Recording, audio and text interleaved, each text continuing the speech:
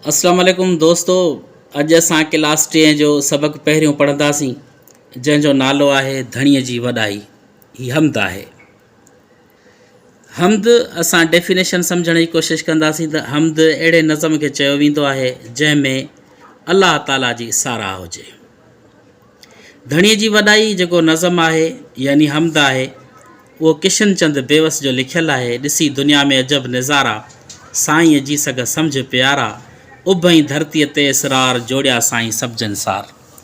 असां ॾिसूं था त नज़ारा ऐं प्यारा ही पाण में मिलंदड़ जुलंदड़ जेके लफ़्ज़ आहिनि ऐं हिननि खे असां लिटरेचर जी ॿोलीअ में काफ़ियो चवंदा आहियूं।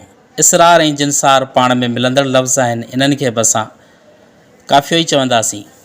वण टिण ॿूटा धणीअ उपाया, क़िस्मे क़िस्मे पन बनाया, गुल फुल मेवा कई गुलज़ार, जोड़िया साईं सभु जिनसार। क़िस्मे क़िस्मे जी असां माना ॾिसंदासीं त मुख़्तलिफ़ क़िस्मनि जी या मुख़्तलिफ़ क़िस्मनि जूं शयूं। क़िस्मे क़िस्मे पन बनाया, जबल नदियूं ऐं चश्मा लाह, समुंड तला ऐं ढंढूं वाह, बर्फ़ गड़ा सभु धारो धार, जोड़िया साईं सभु जिनसार। जबल नदियूं चश्मा लाह इहे सभई इस्म आहिनि। समुंड तला ऐं ढंढूं वाह इहे बि सभई इस्म आहिनि। ऐं लाह ऐं वाह हिते असां इन्हनि खे काफ़ियो था चऊं। धारो धार ऐं जिनसार। धारो धार धार धार जे लाइ इस्तेमालु थिए थो। उभॾे थोरी नज़र कयो, सिज चंड ते पिणु ध्यानु धरियो। उभॾे थोरी नज़र करियो, सिज चंड ते पिणु ध्यानु धरियो, सुहिणी तारनि संधी कतार, जोड़िया साईं सभु जिनसार।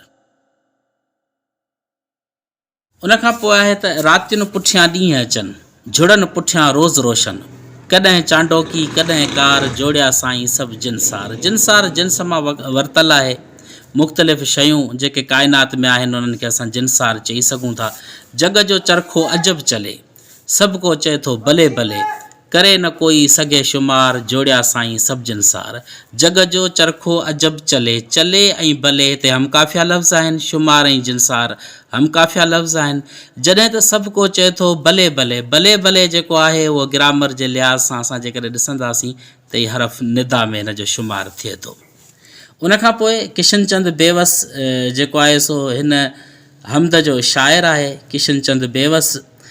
ऐं हिन जी जेकॾहिं मश्क ॾिसिजे थी त उन में आहे त हेठियां नवां लफ़्ज़ सुठनि अखरनि में लिखो। लाज़मी ॿारनि जे लाइ आहे त उहे ई सुठनि अखरनि में लिखंदा। निज़ारा ऐं प्यारा हम आवाज़ आहिनि, हेठियनि लफ़्ज़नि जा हम आवाज़ लफ़्ज़ लिखो। दोस्तो आउं पहिरीं बि वाज़े करे चुकसि त जेके हम आवाज़ लफ़्ज़ हूंदा आहिनि उन्हनि खे असां काफ़ियो चवंदा आहियूं।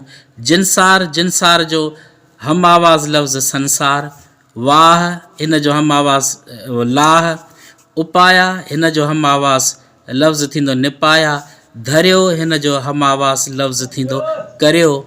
ऐं यादि रखो त जंहिं शेर में अलाह ताला जी साराह हुजे उनखे हमद चइबो आहे।